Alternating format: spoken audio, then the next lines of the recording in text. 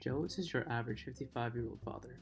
He enjoys many simple things, such as red meat, the occasional beer, and a nice refreshing glass of Coca-Cola every day. One day, after a long night of McDonald's eating and soda drinking, Joe realizes that his toe is bleeding into his shoes. After some poking and prodding, he notices that he can't feel any of his toes anymore. He yells to his wife, "Honey, I can't feel my feet." But what exactly is happening with Joe's foot? Well, to start off, Joe is a diabetic. This means that the sugar balances in his body are out of control, sometimes higher or sometimes lower because his body can no longer regulate it properly. What Joe is experiencing is called diabetic neuropathy. Diabetic, meaning caused by diabetes, and neuropathy, meaning a disease of the nerves. Diabetic neuropathy is characterized by numbness or reduced ability to feel pain or temperature changes, tingling or burning sensations, sharp pains or cramps, and a variety of other neurological symptoms due to the death of nerve cells. There are three hypothesized molecular pathways that may lead to diabetic neuropathy: the oxidative stress pathway, the Polyol pathway, and the glycation pathway. We start off with the oxidative stress pathway. Inside of Joe's body, there are millions of biological processes happening every second. Most of these are happening inside the mitochondria, which acts as powerhouse or factory of the cell. As a result of these biological processes, many waste products are produced.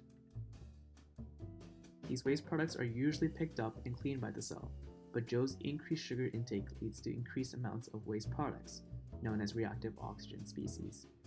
Reactive oxygen species are high-energy waste products.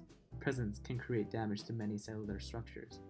Detecting the increase in reactive oxygen species, the mitochondria signals for cell destruction, and the cell responds by undergoing programmed cell death, known as apoptosis, destroying itself to prevent further mutations.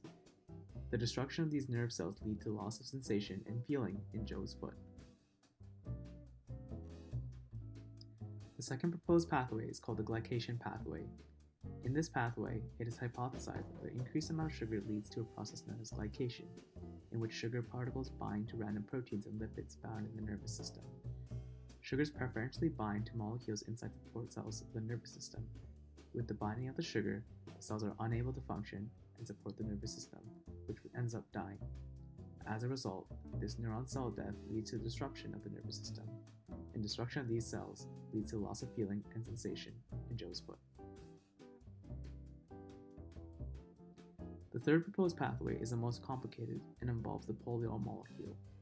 In a healthy person, sugar is broken down in the hexokinase pathway, the normal breakdown pathway for energy in the body. However, with the excess sugar in diabetics, this pathway is oversaturated, and the leftover sugar is processed in a different pathway, known as the polyol pathway. The sugars are converted into a particle known as sorbitol, an insoluble molecule that becomes trapped inside the neural cells.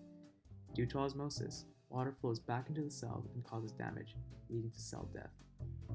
Many other important particles get flushed out of the cell, and a lack of these particles leads to a decrease in ATP, energy for the cell.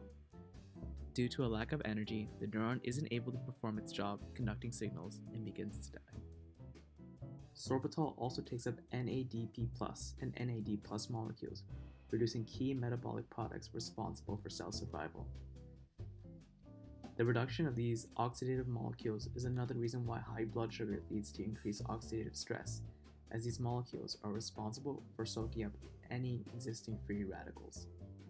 Sorbitol creates fructose in the cell as well, leading to more glycation as explained in the other pathway. Overall, these three pathways all lead to the same outcomes. The peripheral nerves in Joe's feet have died, and as a result, he does not have any sensation in his feet. Joe needs to make some big changes in his life to ensure that the neuropathy does not spread to more of his feet or his fingers. Unfortunately, at this time, there's no way to reverse the damage that has already been done. Diabetes is a disease that has many different complications, and unfortunately, loss of feeling is one of the biggest and most debilitating. Thank you for watching. If you have any questions, please feel free to put them in the comment section below and give this video a like.